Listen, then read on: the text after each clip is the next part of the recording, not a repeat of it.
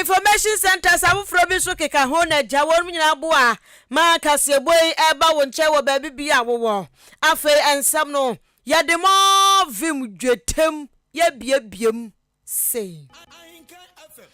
Jankwa ya nimwana ya kuya nimwana ya shasi ya shasi Afrika na mrashebe jefie edom ketua ba no dafo dukro ya eya mrashebe jani awo jemde madesha wonom ewo temale south abato ampeso aso woni manyamfo Haruna Idrusu dia tudwa wase endrada his excellence na nado danko akufo adakasa ho de baye efa economy na agensre pia ho no wase bomoguo nkwa na dia se benya asempapa bi kura afirimu His Excellency na nado danko akufo de nyina da yanim se drada ani oba ye fia hudro mu ne nsama hudro a wode gu akwam wo ne nsama hudro kan ye de nyina no na de trimu panya se obehwe na economy na gina so ntini o mama hyehye gu akwam wo ena on de ode betudwa nanso onimanyamfo Haruna Idrusu chese ensam ode ba ye nyina da no wantimi ankyere se ehaw na abeto ne ye ne de ba ye woso mantimi anje omfunso antum na nipa wo yade na so wanje omfunso antum a na chese wunu ho wunya nuhu bia ento ase His Excellency na nadanko akufo amamwa wo mu buo no enuhu bia nim wamwa gasanje omfunso antum se enoma bia wo manya ni ye nti na sense ye Ghana sikasa no abawie se amwako ene adu onimanyamfo Haruna Idrusu sanso toa ne nsam so biem ekirem se enro dansema hudra His Excellency na nadanko akufo edeto Ghana fo animu no na etese de wo bontoa wase etese de wo bontoa pep etese de yakwa abatoa so na MPP fo bontoa izanse wo hwe ensema hudra kan ye ene ye free SHS ene entoaso sukuu mu kra no wasi enkwada no mpo mu kotwra ye tua wa mu enso hwe no ema mu free ye se no wase afa hin kosi hin wase ni nyina da enya asemu ankehia Sanka wade etu edwa woni manyamfo Haruna Idrusu sanso etu asobiamu a na wo ba mane echem se enro da His Excellency na nadanko akufado ensam wode baye no se wohwam ha afi wani ede waso etu wona wutie de wo ka no a na ubeka se wode so bo no bonkofo bi de di kan ya COVID Russia ani Ukraine fonto kwa nioma mienu yi ena no wode so bo no ebo wonu ankasa de wantimi anje ne fonso atum se amamwo ye abuo no maso aforo wo doso dodo aso afo da be de echen bi kura de akeka oboso no ye betitim afa so kura no enkofo ameni wo mubu ma ewa presidency ho no wo mo doso ntima mi hwi aso wose ni nyina na nadan kwa kufado ankanna wanka hwe amfa ho en wode so bo no ebo bankofo a no wose asefem awre ho sam se His Excellency na nadan kwa kufado eni pipe manyo kwoni nim so mabobosia bebre dodo na so bosia bo bebre ba wo mabo anu nti Ghana wie sam wakoni adu ne de wamboso ambo ho wa no se na nadan kwa kufado wo suro ne papa na ndru ansam ode ba ye de lalai nyansa enkanko bia anya rehemu bia enhyeda enim. The president clearly failed to take responsibility. My view is that he simply should have said that I take responsibility for the economic crisis I have created. An emphasis that I borrowed excessively, even in parliament. Yesterday he was talking about reducing our debt to GDP to 55% by 2028. Where will he be by 2028? In any case, all the funds, including ESLA, into 2035 have already been mortgaged. How are you going to reduce your debt to GDP to 55% by 2028? What concrete measures? Nipa wuti ninkai aya edom ketua bando dafo sanso aya mrashebe jani edemadeshia wonom ewo tamale south abato ampeso so woni manyamfo Haruna Idrusu na wasanso toa ne samso biamu a na wo ba mane chem sesei enyomo bwoko hwim sanframa no aha adwe papa yesesei ajichafo otia adakitafo otia wo munya dwuma mpotia chese wo bia esu sa anwa bua kwa soro emo bua kwa soro dokun kenke mpobuo ekosuru se hwim tio safi ane adame ni nyina bo kosuru hwim ma akasa abo sabo kura mpobuo kosuru etu wase his excellence na nadan kwaku fado nya bibi emfa sania anuoma abuo kosuru hwim wono ni nyina de wa amoso amfa anuoma bi angu akwam se anuoma buo kosuru hwim ni ya ba be de se aba ne se wo ya na wetre sam en wo kan tra watra na oja hokoi wo san so eto aso biam akire mu se Ghana fo emabunu no enya adwuma nye unemployment na do so pa na so na da kwaku fo da kasa ho efa economy ho no wo sheda bonfi teduku pa tuntum ni bi yentio bi anwom san se lumba boma no nkwanti ani e wo tie anwum ni mu nsam nya no de ya adwuma ntia nrada eno so wanka ho asam kra so emabunu ye be ni se na boa emabunu anya adwuma ye madwuma abusu wura eno de wanka na no se pani atrafie ya sa oh ene na enye. He certainly captures the issue facing us as a country: rising inflation, rising cost of living, highest rise in government borrowing. Many of the issues he raised were earlier raised by this budget statement of 2022, where he said that they wanted to increase revenue as a percentage of GDP from 13% to 18%. Remember, even the politics of e-levy, this was their emphasis. So what happened? Nothing was achieved. Now, if you look again cleverly, he goes to say greatest threat of unemployment in peacetime. Then he wades into the world. No, he must stay in Ghana. When he says 100 million people being pushed into extreme poverty, he must emphasize the number of young people who are unemployed and who are likely to be unemployed and cannot see any future in the next decade of their life, and how much that will contribute to exacerbating poverty in our country. Nipa wotini kai aya adam kete piao ya wonom abomra shebe de fie womo da abano dafo enono wasanso aya mra shebe dwane waginam edema de sha wonom Tamale South abato mpeso so onimonyamfo Haruna Idris Omampani Nanadu Dangwa Kufuado Ghana Mampani His Excellency aka Sikam Pedede ne kasa wode batu dwa dano enu wa unsensem ne agina no enam sayo so ama kane dwomteni panima New Patriotic Party NPP amanyoko no ewo New Dwabe North abeto ampeso asomeche afiduase owura kodwo boaten agimade atudwa sei aban kasa no wan sheda ncha de kropotin ene gicheya wom de begua kumama Ghana sese dollar abu sidi na mena nimo nyama basa no wantumi amfa giche bia nto wan kama ya nte kwa won befa so mbetumi amma sasi kasam no agina pintin na no nam so ama owura kodwo boaten agman ene nsuye bi atudwa se osa ban papa osa na aban ono a ne na party bako na so man Ghana esaya yetimu bi se de nkofo ka se konfo bone atina kroma kro no bo a otimu bi so ka se mo a otimu bi enjo de osre na nado papa ne aban no se kabeya enka omaya yetimi enka dollar account ni na sika kra bia woma bia obia dollar account no kasa dollar account ni na yentutu ni na mu se de be boa masidi nan monyam abasoro kakra e ba no se be ma sidi no so aye din na dollar nan monyam no atia kofo mesan se ya tunu mu tontumi nkomba san ka be boa pa owura kodwa adima sadi nsuya tudwa se dollar ne ye be mo bibi mpo a yemfa manipa waya na adwen so obetu kwan efri oman kokuru Ghana mu akobi maso na de sa ni sika no amanipa kro no se wuti oman mu ana wo ye se wo pe dollar nbi e da kɔ ne na pudi dollar mi e da kɔ na number 3 akoye de opedi anu no memfa manipa kro yentututu sa account ni na owura aboaten esa de to so kire se amanyofo yi ana afitimamfo no won pese dollar ebo Ghana cedi na ebo no bono no ye pese gina pinti pa na so haw no ye tene te afri on ma e wasa aban ni tintima na ni brepa se sabi ekusi o she ayi eboma ye ebo ni ja no pese obepie ni ebo ni ja ono opie na ni ko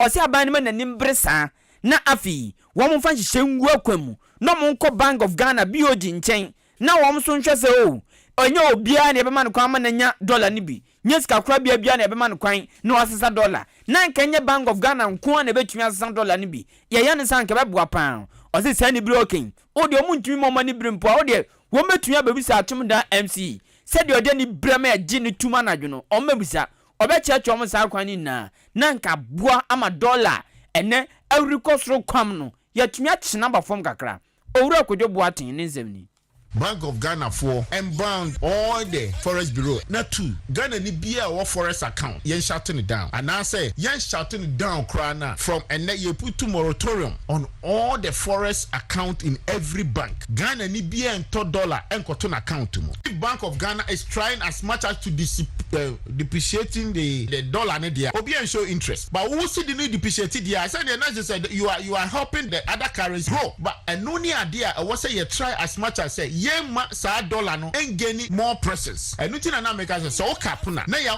sources say what when they say obi e ba beto dollar. Say you see who took coin chama ko you boatin say o 2 coin. We here dollars. This is where you said the dollar. And $2 ma any ordinary Ghanaian so ko tua ne dan ka. So the person so person ya transfer kwa brochira wo forest bureau on fam. You na obeton dollar ma no. Amana ko dia ko transfer. On ko ne bank. Or corner say bank ni dollar ni bia. A responsibility of Bank of Ghana to make sure that transfer will happen. Ene ya muti ye eye kane dwamtani pani ema New Patriotic Party NPP amanyoko no ewo New Dwaben North efiduase abeton peso aso ne no owura kodwo boaten agiman Jenkwa yanim ewo enumre no nsia Ahenkan Kasiebo no emoe na owura ba ko eba na manyosam akwadiri womti kwasi broni nso amane brofudi political analyst owura Sani Tano Papa ya semu odi atu dwanya sandroda wache na soa wa mu no muka Ghana fo ne kaso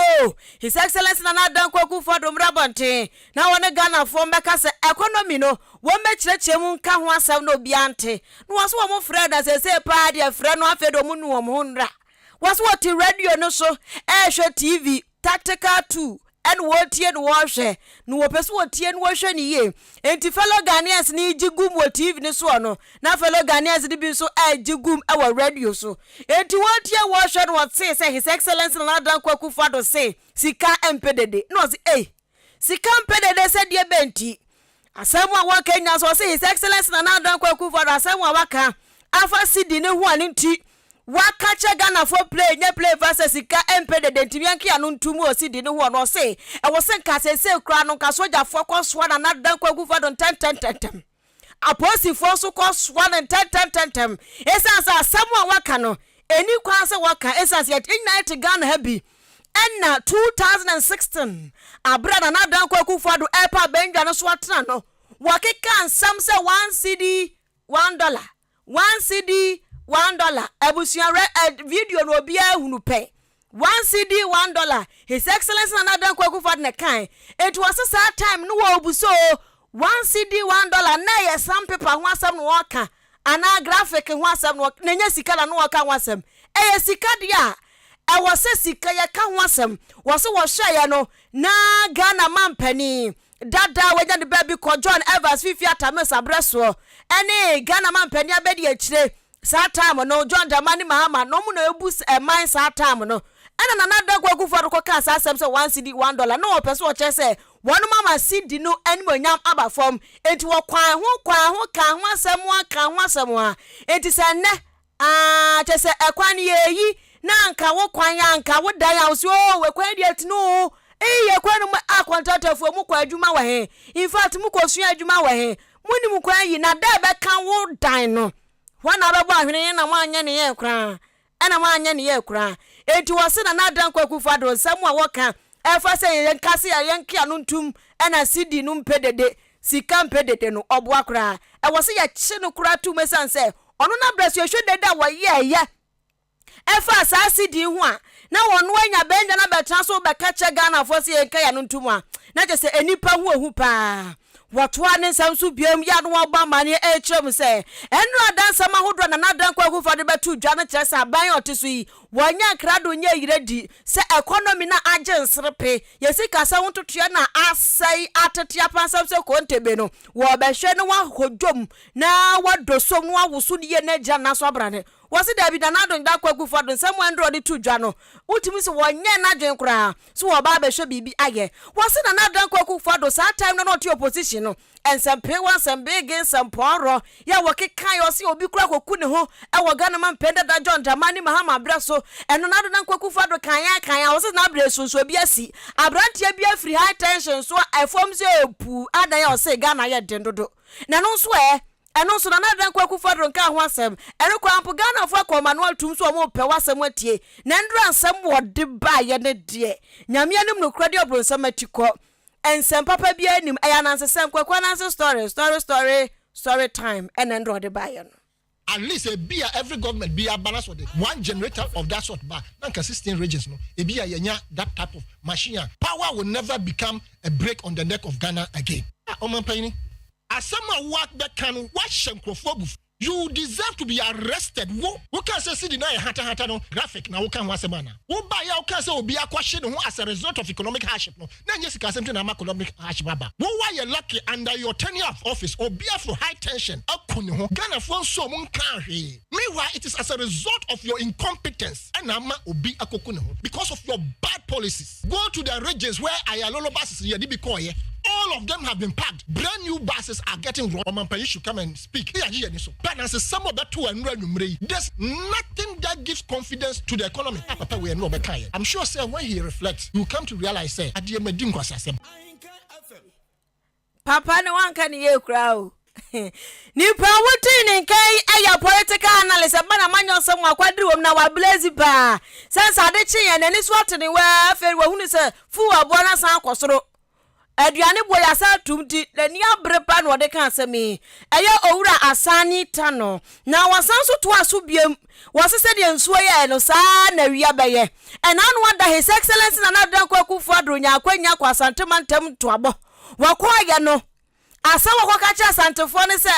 santefo amote abo midimpa no mwani mu begu asema akoma na wachane na de chianti wono so kache na nadan kwaku fadro play nya play fa say Sidi no, won meka wansam enne ochane na de chie. Debi o meka wansam. Esan say, Sidi no abafom. Ade na abafom. Se dollar ene ebu ni pan jen se shape so flag. Wa kwona nim wa sa kwada wasi ayi adwamu a wo maache. Na atwe na ho hye no. Na wo maache to ne nse wa saa na se dollar na ye wa put Sidi no down flat kura wo da fam kojo ento so meka wansam na ka wansam china na de chien so ka ho enti se Sidi pededo se sikampe dollar o se sikampe dedo se sikampe rough so hu ikramp no enke ya ka se sikampe rough na se sikampe dede padi won tibi da na nadan kwaku fado pe na de sa ebe ya ba ya se ye nyina ye bu bie sika empedede wose ahomete pa na wose na nadan kwaku fado na kasa ho no so no waka bibi se wana mutete wa market ya so ohancheche muaduasa wase asam no kura ne se da hode ne onfa beto dwe na Ghana fo nyina ni ko atwa wisi ahwe santa mu hunu se ampa anada hoi paper way footwear way eda ho na nadan kwaku fo de na so afo no sika omotete ye no ene da kogum ene ade empuntu dwo se Ghana mampenda da John Dramani Mahama Braso ebisi Ghana fo nyina ni ehunu de omudi sa sika ne ye enti na nadan kwaku fado emechra de cropot won market rom tete so no and the cropot won matimi de aye sika na nkasa ewe he what better to a papa so I Ghana hofli abe catch say we shouldn't talk down on currency na ukasa is can wana take off from sir $1 $1 no you fee why in your government has not vilified Mills Mahama Misata administration one of vilify almost more be say yesika esika na wosina emunye du na wo ba be hye mu kina memu ayedu no eno ne eno na eno abeka kire no 30% na wosi will cut it from you and your people's salary no how much is it and where are you going to apply John Mahama's administration Misata when they announced the cut in salaries they told us specific things from this kind of year and it was visible for all of us to promises him from day one papa dia what promising nothing of them you will marvel nothing like a confident trickster eska ya modifia ma no ne ba no ye bisi ya wo se awo hefa and motor scanning system and I'm chesicano and cronies to hold them. We will talk. Don't forget the military, the police, everybody is angry. Said you catch the Kumasi for us at the mindset. Nyamibe chua moka mbakumba when now chirani church. Ya beka side chira and no chinachi. Papa wasoja kumo nipa wuti ninkan eya political analyst yabana manyo sem akwadiri won party wakyerɛkyerɛ na dwen ɛfa ho owura asani tano wasugusu ya wutie anwumre no nsia kan kaseɛ ɛwo wati wasum ya tuabim akoso na omampani na nadoda ngogufadu endoda ne kasa ho ye da so aginem sianso manfo e kasa fa wono edoso pa na sabi wo manfo kyerɛ sɛ eyade ayanka wo muntu omani nsi na nado so enkan kwapo ngo ombeka ayi oche hina asem no zanko me ya be mfo ni ngrasefo nanso ade no anko ye nti ɛna wɔn so ka no na si sabi ewiase nso so ne obi nam na se nipa ne de anya no wantumi anka nkyerɛ na se nipa no ompe ne ye unya akura betumi akunu ti na nado aye de anya ha adwen ha obia no e se wo muka na political analysis kasa we ya pe na president Emma Ghana Hotels Association na se awoje bia no wo president o man mu ni na Dr. Edward Aka Nyamike enso akasa kye se endo adana ye bia bia ene bre bia o mampani na nado dankwa kufodu nyan ya enko se onya kukuduo na nko cheche de ntia potia ama finance minister odumnyafo Kenofurata da so ti atenaye a odi djuma esanse Ghana fo su friend se onsesa no MPC friend se onsesa no amankra chimpen for dodo na frefre no chesen obia yese onsesa odumnyafo Kenofurata finance minister esanse nyoma enkoye na omampaniti ye no nso no ena enyame adom emrahye fefo bi ko ne nchen ena omko bisa ne de ntia papeda so ti wono mo ena o chem se o International Monetary Fund IMF zosika no sanko wia ena afi obekenkan budget 2023 de no wia na nko hu de obeye ena o se ndra onya kwan ne Ghana foni na kasai tinka o se hono no de nkyeremu we na batudwa enye se wakache MPC ya tibinti na so wakache o se sanko buomu ene de nka o che hene keka kai na nka ni na o de toto ho a ka o se na nado nya simpie ni apagina so no ka o se o de obuoma Ghana fo na nka Yesu fre nso osesa Kenofurata no na nka akyem de ntia officially osesa no na nka obiati enye obi dia wakan ya ti ye kan bi eno nti owura na ebo no so bo se enu akonya na nado nya no na ya akonya kese pa nanso ombeso obefi ye nti ene wan fi Ghana fo nti wan konum nya fo Kenofurata asem ewum. I think the president lost a golden opportunity to comment on the calls for him to dismiss the finance minister. We know that the NPP MPs went to meet him and he indicated that the minister should stay in office till the IMF transaction is over or the discussion is over, and also for him to read the 2023 budget. And I understand that the ministers accepted that. But we shouldn't forget that the MPs represent their constituencies, and when they got that response from the president, they didn't even have the time to discuss it with their constituents and yet accepted it. So I think the president should have used yesterday's opportunity to explain to us why the finance minister should still be in office, but he lost that golden opportunity, for which for me was a very, very negative. We are president Emma Ghana Hotels Association, Dr. Edward Aka Nyamike. Any every hotel for no free one I have a yantin sim wa say. Piemo wa Ghana mrashe bedwefie a right honorable Urban Kingsford Sumana Bagbin. Wabona another danko akufo dosobuo bi. Ene se wo say aswafo wa Ghana ha bebrenu a ene wo asojafo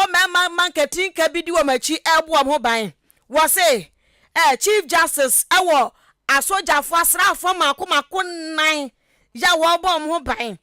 Deputy Speaker Sokrampo ewo nkofo a ebo wo ho ban nanso no kwa ne de na na kwa kufo ado agye wo mu nyina da afri ne nsam to sa kwada wo kura bodejo na agye afri se ba pochire afri ne nsam sa pepepe ana na do dan kwa kufo ado ade aya no na right honorable Urban Kingsford Bagbin kyerɛkyerɛ ne nsam wo se kaneno mpono ana wo ye second deputy speaker 2017 ebano no ana deputy a second deputy speaker na dan kwa kufo do abreso a o satam na mpono na wo wasrafo ebo ne ho ban nanso waba beye speaker piemu no ankasa na femom ena yagye eye asrafo abɔ ne ho ban na free nsam dia na chese democracy no ye kɔ anase ye ba. Right Honorable Urban Kingsford Bagbend to judge mu say dia na nadan kwakufu ado ye no de nani ba ku sei na ehwe no na wɔkacha magana fo nyina te sɛ de yakɔso nie sɛnea bɛyɛ daache bi obi mba bɛbɔ ne sobo enti wo tese mu adwatem sɛ Ahenkan Kasiebo akyerɛ Ghana fo nyina sɛ na nadan kwakufu ado as anipa wo mo ɛbɔ ne ho ban ɔno Kingsford Bagbend Speaker of Parliament ɔmbɔ ne ho ban no wɔhum ahwim afri ne nsam sisi yɛ ka sɛ ada akwa ɔnam ho akwa nanso Nyankopɔn bɔ soro ne asase wɔbɔ ne ho ban nti ne ban bɔ nsam die alaki ayi ejirane nanso. My military team, I have managed on my own. I've been managing on my own. When I was second deputy speaker, the office of the president, the same president, approved a staff sergeant to be my military attaché. For 4 good years, the staff sergeant was with me. Now I've been elected as speaker, which is a higher position. The same president says I'm not entitled to military attaché. You know, this world is an interesting place, but the others are entitled. And if you go to His Excellency's office, you may count get to about 200 military. The vice president definitely has access to some. I following, I'm not entitled. But the Chief Justice after me has 4. Ministers have their own. And each Supreme Court judge has 2. But the Speaker is not entitled. This is Ghana's unique democracy. But don't worry, I'm very, very secure.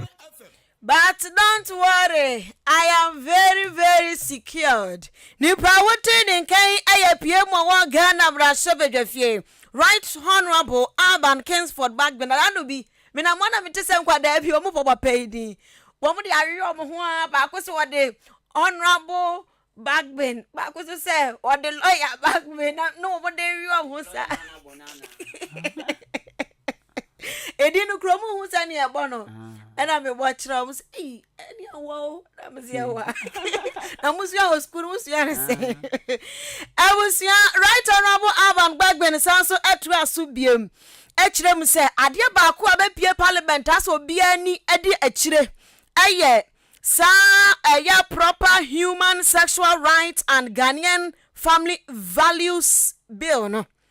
LGBTQ 100111 trumutu ni tafribomski fo na sebno osesa be onu nkofo ni je ho pa nkofo ni di ache na woka acha Ghana fo nyina se hwie be ento ase ebekọ abato 2024 de na sa be onu ya je atum amaba ye mra ma tafribomski fo no a ene na ne namo ne ubahu no masisambod ubahu ni yayewe no no mani so atrom se wanti Ghana fo nya akomatoye mu se encha 2024 begwa akogu ni ebeto abade na ya pass sa bill no na sankofo no wonum beye kura no a won beye ni sumase. Sexual rights and human values bill that is being handled by the committee definitely will pass it before the next election. That bill will go through. Yes, you see, when we talk about human rights, we are talking about things that will add value to the human being by way of creating opportunities, of creating an equal playing ground, of giving some privileges and rights to each and every one of us, of removing all the restrictions and hurdles to make you more freer. That's what we call human rights. Anything negating from that cannot be a right. Cannot. And don't forget that rights go with responsibilities. And duties go with obligations. Even the Almighty God in heaven, He has rules. And that's why that boy called Lucifer, when he went against the rules, God dealt with Lucifer. And Lucifer was cast down to the earth. Nipa wuti ni kai ayapie mu bosu ke na apapa we obekwa no ahye fugu no ahye ne te no osi na hirie mu a efe kwa Right Honorable Urban Kingsford Sumana Bagbend. Na sami kan wo mo din susie bia ba betu dwa se property rate yensan tua eno obi nsusu hu eno no na anse na mdi mu nkyeremu beba no me pacho bi Plaza Hotel Bimpoma Plaza Hotel oyo wo no abodan ne potem ana wa ofi a otimu no bia bibia si ana wa ofilisi obekwa bonten peso dadan fufurum kakra eluku different environmental eye bi Plaza Hotel sanse wo kwa de nipa pa bi wo ho ena wo kwa so the bicycle moto cow eden na odebeko ubenya babia pakesia ehun bambo no eye djubro light ye djuma 24/7 eden abagibia home appliances bia bi wom ena garden so ebatadan bia ho ti se wa obenu awaduane anomo no ama ho de eden se B Plaza Hotel ewo dan ye fanipa aduasa 30 tebia company bi wo dan so aduro achianse man so across mu pe babia e meeting na masum badwomo obia mayem kakayo kakame a obi ntimo asema ohwonso ndemo a eye B Plaza Hotel no makobuku fofofo no madum nkomo mu wia na mokọ akiri din me pacho B Plaza Hotel hyehyeye edemu fua sansa ono no oye nnema sei abrofo nnema pepepe ti odi abrochire apagana pa Ghana so amfa nko babia se achimodan ne bo so de edafom papa me pacho ne omundinza wo so ewa achimodan MTT di kwan so a MTT di kwan so a o trabambu ina pe nese oko B Plaza le mu ano no anafre 0249 855 396 0249 855 396 anase 0243 118 500 0243 118 500 Alhaji Hankuri Enterprise and a provision and go for autonomous camino super group cry anya post 2 Ghana cedis super group cry anya post nondare such as ngeten no 1 cedi 50 pesos te babia nenam no as ya tum 3 times cause na 70 pesos 50 pesos 60 pesos they say 1 cedi 50 pesos yes and he said yeah provision ya tututum bum bum bum bum no me patro o to an to kwanchen ansa obeboka ya hweye ena kai say provision so eyade bia de bia nipa be hia bi wona brabom anya obetwu sen ubedware anya ubedi asikire ye dan odi bi bedi dwuma ti wo to akoton ba bia efo ne ton dodo prekum eho ene Alhaji Hankuri Enterprise eho ye standard enema wo ho urema wo ha onframa papa bi fa ho eho no kama neat eno ye Alhaji Hankuri Enterprise emo milo esichire soboti milk eden ape bibia bi won mo ne bon so eye moderate me pa cho mo achemo dan Opportunity Bank ene South Brimura Bank no oshomu finfin pe baby a coaston wana ana audio for 0245 447138 0245 447 138 na oni omundin sa woso enkabom aya dia eboa pa enkabom boa pa mo ya de na makabom no do mu a awurade sisi a pa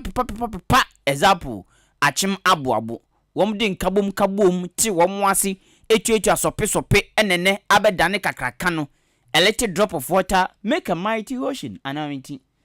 anani matwa entimi pacho kakra ena aboa achichide edinante sanso na aboa okode no nsu aboabofo kabom nkabom no eno mo ye gata kohwe me sheda kofo sisi yi efe no akwana mgyina mu ye bi timi akokọ gyina mu ye bi de na za atasa timi pacho eno Ochiman Development Association etwanitia FNODA essay brabeka ku no na tua keten 10 cities busumi bia na yemfa nyimpuntu ewo mpomu ya no sei tiawa me pacho woni di so person join ODA Ochiman Development Association Ahenkan FMB registration udin ya no number no atua 10 cities ana free 0594 467029 0594 467029 anwa beka ho anwa omeka ho anwa ben anwa enipa wa wanchi sa wo friends omeka association omeka yes okay Jubilee Hospital enso sa wo yare a ho na meka mfodi amasan say o yare na akọ mo a ye de tactical ways bi na behwe na ye de amassage yare na ono kura ya soma na obekọ nya Jubilee Hospital fani so enti ya de ne se ne atie bi afa ko Jubilee Hospital se ebia yanje otumpa so na adokitafo nyina wo so 24/7 empre won kwanfama we be ne sa ede amawo eno nti Jubilee Hospital makamfo dia ma obuon ma yade bia beba no so nti no on person okoda hospital bia hu ni ntwom enti obusa oh private room Jubilee Hospital for ewobi laboratory nso ewo ho ba bia ya hwehwe mogya mu junso mu se bia janan mu ne de keka hu nipa ya de da no so ni nyina laboratory ewo ho nti lab no ya na wakoho na wakocheke otu we kura betumi akọ keke se me ba lab me blood group me nim timun check mfa ma me se uti wiase ya tia sa abrewe na ni mu blood group a na chese o ha ne sen na usu ene na aso be na din wom misro ko na ko check ehu hia pa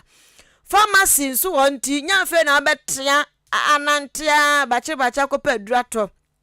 Jubilee Hospital for pharmacy edro wompa antenenta unya fa yefun a eye Jubilee Hospital na ese ko akwada ne bedan no ewo yefun mu wo mo behwe se yade bia mba yefun ne ho enu nti antenenta no ufamu a ho betopa uwa akwada ne wie nso a postnatal care kama papa bi weyin de ekeka ho na yetu awofo ne fo aduane we na fama akwada ne mu ayedudodo ayesa yi ekwamodeme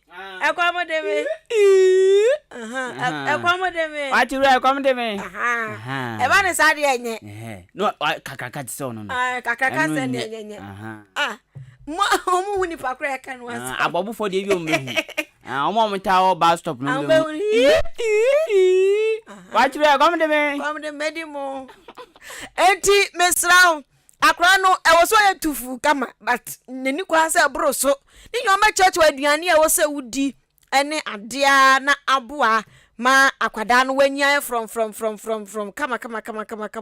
theater so enti aba critical se anya wo operation wo mbehwe ayo akwada nda ya fumu obeso hu so ye oba be ma ni nyina wo machine so ho mbehwe ede amount mesreo counseling unit wonti yade no wanya ni nyina na ye sekansam andrusam ayade no bohia krase ya be mu aduro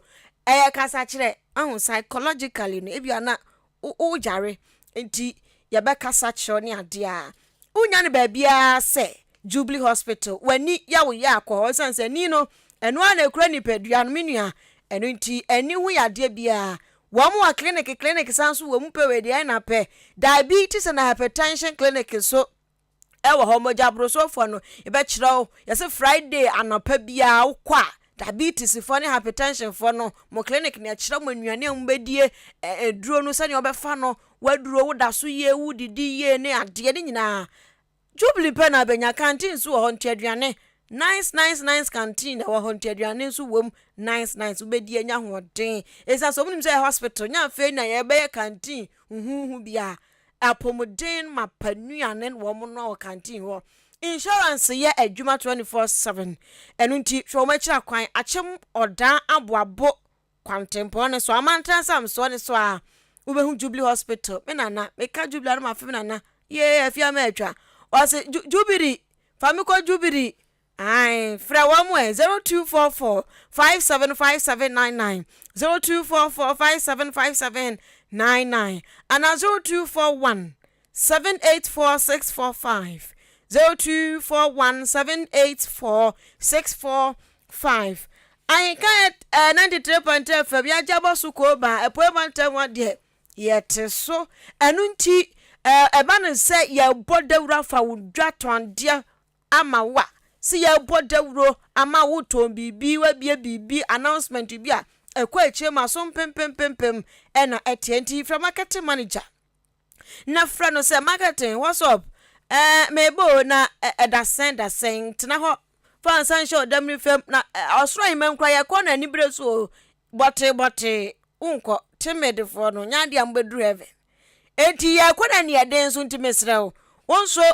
wadia na wo ye na pese kofo tinka no entran woto so na sise te woto so wote ade so ti ade kufu so entran woto so na mo hwene Ahenkan FM fom ma ya cho ene metimi atake ni da bi wo kan sa de enye bra ate abisane agro no from marketing manager 0244290093 0244290093 so ububa me so metibo ejubedi aba Ahenkan 93.3 FM so Saturday bia rumeno so kei na Kwame Asante na pamfo wo matena se na teta pau benko a we no ade da so competition akansie anu ntu ba sa wo join a fra Kwame Asante na register ye free anyo taku sempo apondu 0593 649 595 0593 649 595 so buba wurampoa menso metibo afi ye toa enweno nsia kan kase no so wati wasum kwanchefo penyin chief executive officer a oda public sector reforms owura kusibuafo ade nsua bia ba batudwa se ebiri bi atwam na omanmu ye wade bi efen property rate na ye gigisika efi omanfo nche japade omanfo ye ne gigisika na ye de impuntuduma nanso se miken egu setam na no owura kusibuafo cha se osa ban pa se be ya ka property rate ni ensan famra ose mponki ade banka be bo mansini pa ama wo mo ha mo mpo ene internal generated fund IGF obi kura be kodwa so assembly bi won mo a wom kɔ abontin so mko gye IGF a wom be bom sika na 400 Ghana cedis obi wo be kɔ ba ni sika na 500 wom munya kese nzo hu ade papa bi omode ye enti ngosin gabe yanka wom fa property rate ni mra kanu no be boa pensan se sika efiri mu ba no ebe bom wo matumi dia ye impuntudwuma wo mansini na odumu owura kusibuafo kase na osan cheche mu kan say we property rate omde ba no enya se wasidan nko a na emom wakoto asase mpo se wo ba besidan a wato se wo besi no eno kwai wo se ye jew na ye de ye impuntudwuma ana afi osan to so kan biem say we de enkabe bo papa ama mansini na odo na age wo mo e de afiri enwoma odo bebremu owura kusibuafo say ade ba kwa twa no nsum kwa se obatan ene say efewuranom ebiasisi adan kura aduonum ebiasi adan kura oha ebiasisi dan maako kaboma enenam ahanu miensa enan nanso obegini na sika okaso ntwa property rate na osu owia na osabe suagu abanso se aban beboa yen aban ye bre osi da bida eno no enye sa na osi si ajeje property rate na beboa pa ama mansini na odro no se wo mo jejeje IGF wo be yomani afrisu no wo metumi su ayomani e de free district assembly common fund eno so metumi ayomani afrisu esan say property rate sika no ebebo mo ade ompeso mo de ye no wo metumi e de ayo mansini no mu property rate and also what's the edge. What as a correct to register no see down or cry what I don't know. Ya Joe at all. Oko country be a FCA cry a jet to Adanya. Ya de rent a crowd ya woman to tax with the Diama hanging to tax or fun word. So say I buy a more or mine no any year. I don't know what's the property rate ya the coho. Now district assembly no any mirror or no money over any district assembly common fund. No music musica or more. Now or more krono ho bra maninye yi omoya ne saa ebetimi aboa property rate no ye nimre ho yetimi nye giska e wo ho no mo na ye mfemowa activities bebre ye muntu ata eni amuti ye eye chief executive officer kwanchefo penyina oda public sector reforms ano owura kusibuafo eno no empembebre kwabrane nsiso na oya brantia kakra na onya abodwese kakra bi office wonen papa ye pe etube hwa se kunche no atia sikrom na ni ka daneto kwasi broni tine soro hono mu a wo ye ka wo ye we no aga na mabunu bebre no a efa no a wo mu huye na de panifo empo na nkwada enti ubahu so obi maako bia ye tete wo mu nsem ubahu na wo mu ni ka deda wo mu to advance matwe otofesta no otofista no pono ko wotwe no atena fie aya na adwuma nkai asem ne ho wo betwe wie obronsam ta wei watwe ni mi agemku ha wotwe no so yase kwam wo mpapa wo motwe ne sa no mdidi pa wo mudidi enti wotwe na so wonya azibani nza na ne wo nam ho no mo a no wo betwa wo mene koshe wode se kama no awu san so beba bekun eno sa no de tum ni mu a entwada tu ba bransa de wawu akọ ensiado koshe wo twa ko ni wi ada yo so de kwaje sakawa wei eni hwe de akoso wo Ghana ha eno no emabru bebre no apom ho anya sika ebi so pentema tokasa kese Range Rover phones ya be buy phones hwan pro ye de nam ya ni so social media so enkwada bebre mabru bebre no sika ni bra aba betie so so sa kwam ya epesika wonim se da bi papa wo kwafuam ayi kotokuro do ebi kura na wodi hija eja fomu anya sabketoa wodi twanua pai enyoma ewafuam anya sabketoa de onimo de onima ne se dadanfo bi to social media ene ne social ni media de asama bapa enti amasika ni bre na atiasi emabru no so enu nti nansen enkwadan kete boge enfinfi mantem ka so ho no mo wo mo mahunyansa so weso mpeska enti omude ade abom nua akunu ade omu kwaji skaduro ade we koso ana de koso no nansen COVID Ukraine hwan COVID hwan Ghana yedin anwambo kosoro galamse ene sa no mani ntino akata bonefo sam su se ntini yente yanshada nte obi akrampo shada ni hu time ye wo ka hwasem ubeti obi so wo ka se galamse anya ahya hwan na ye COVID ni ade nti papa bako wo se won de won na homa nkofo akeka ewo se Ghana yedin pa na so mabru ni su ehya ase lungulungu edi boni to betu wo mfo ohempo bra wo fete kakraba ya no ewo enfinfi mantemo nana esau amwakwando ya wotoso mako miensa de futuo akwa mabru ni se ya wo monto omobuase kakra wo monto omobuase no overtake ni ya doso mabra bom so mi overtake a kane de omehwo so epu sika ni bra bebrebe no se so mukunkum kwafo gi sika duro no adoso na nipa awopre ho ana nya sika bebre ade bempa na ubewu ubetimi kura kwa akodi sika duro wonam kwa so banyankopon se okwahwea enemeje wo krafru nsem enti nyankopon ne yensuro no na se sika bebrebe sa no ani bre no nya de se ebeboa nana esamu akwando tosom yensa fete kakraba he wosanso to aso biam se bebre no ano asem bia se obekwana wansna wofia bisam esanse se obi de ahwede abafio na nipa ode ahwede abafio no na de wansna bafie okoto so oba ene ne ku a bisam se na anu asem no muka koduru sense asem bi wo ho something dey for corner rado zo enu nti wose mabru na adwe no omanya na se omudi pesika bebrebe na yade baako asofo atrofo bi ka ho bi malam afudro bi ka ho bi ena TV so malamfo na ba so no adoso enu nti wose o ka se bi ache Ghana fo nyina se monte ya maami bi asebe na so ansie wonte asem wanya mfie no adionum wotwe na anu ade ya wo makoku no mabru bi akoku no atwitwa no sabe ni baby so mo ne kwaji skaduro wose wanyina ya hometo jese amete samu ekoso Ghana ha eto so ndi oba ban so bo se na nado dan kwaku fuado say social media no want to be control na ananse TV so NCF amo ya den abusu ananse ye kan Ghana ha say no ye kan kwadai Central Region kaso ho asamisi ye ne kan na NCA se asam man home so biem awia kata ba dwagyeje uso TV sa di koda na de jaja wo mu guso papa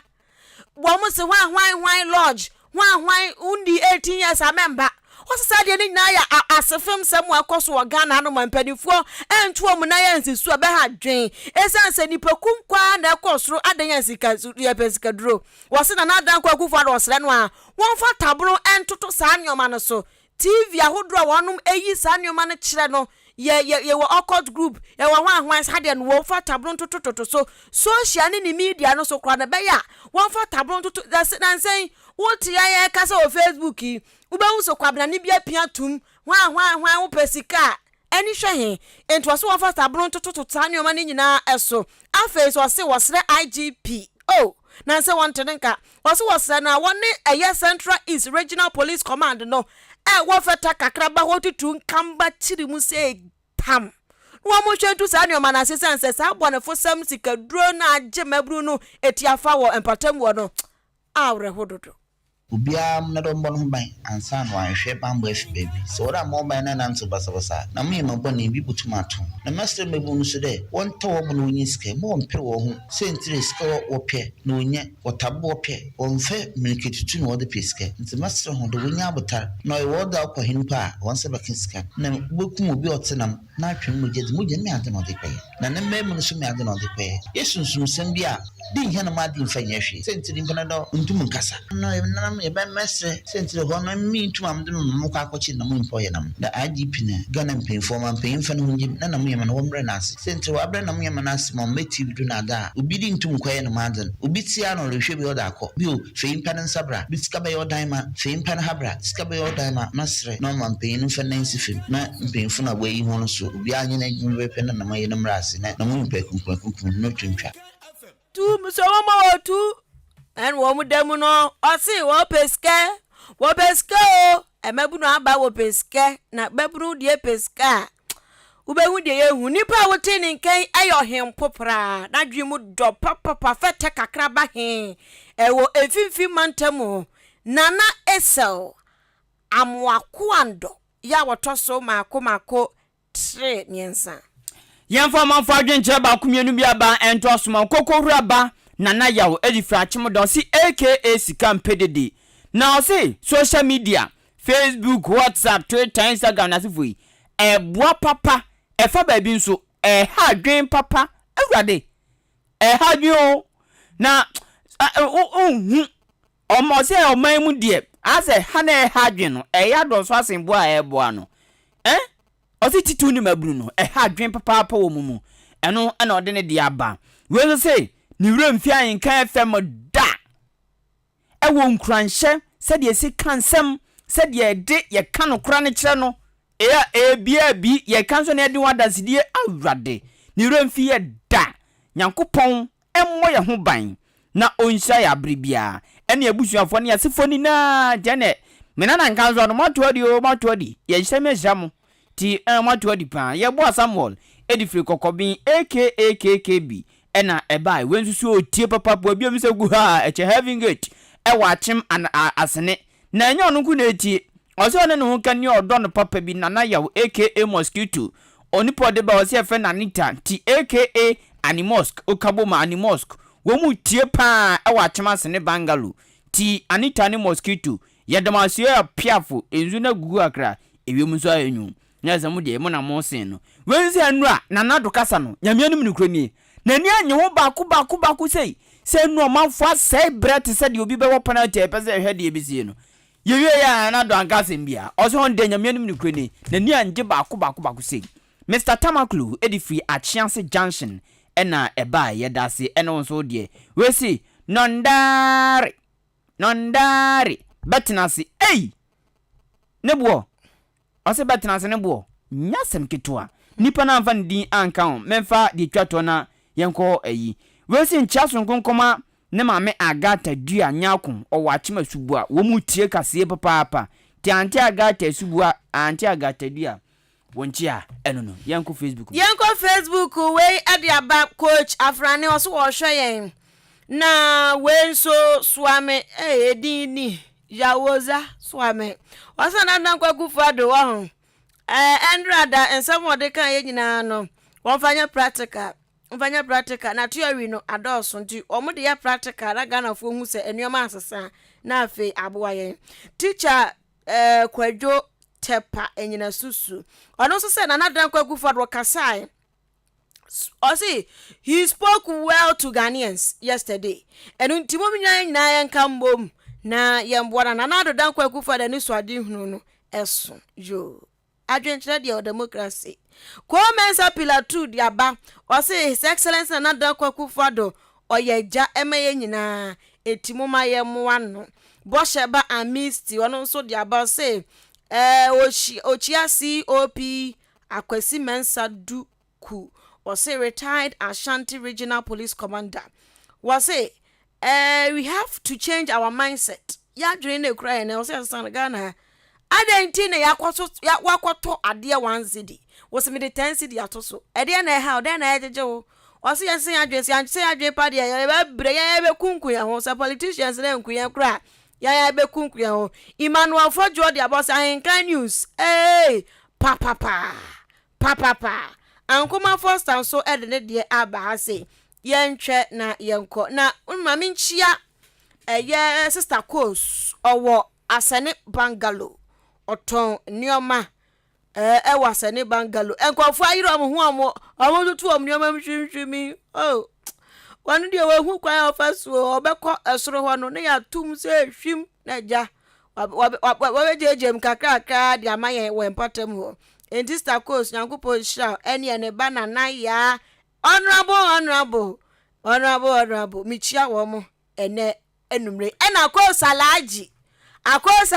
ewo asene bungalow michia na che akoso dia alaji no owali pepe ni ana David ni ku gradi ni ku su gradi bi joni pepe hu hwe odi akosalaji ati ena me dia me na praga na be na ebo down almost praga bi bo down say praga ba na lol for almost mo mpene one mpene ne kede fu bi bo mo mpene ana praga ekum nipa ebe guo mu praga ba nche praga ba nti won taxi drivers na obi say ya omu tinoma bias no mu hu nipa mo kakra obi tumefu be ye MTTD no su government hospital call 4 cities or general flat but ukoko dua mpo ayi ya hinkura pragia nam 24/7 pragia bi be boda ebi masen oya transport ayi na da ukoko dua transport ayi voni o kede bi no a chance bi no abreme bi no so be me IP kura na gombe pno bia ntumi so bia kwan pragia be boda mami chia wa fa ya amwako ono so wasene woti Ahenkan FM 24/7 ofa ya amwako enumre michia fa woti ya papa me chia achimda NPP chairman chairman ampabin enwume majo embomboko de ye ko ye producer enwumre aye amma safoa atwe Kwame Asante aka C Charles ene so hwe na hofasu enwumre ya wasesa no why gentle palm waso bia kwan ya tutuo ye de ahye ne nsase onfili ni na no mampani eba no ogina kwan ye ma mtu siri safo ni I want to am choosing in the Billy man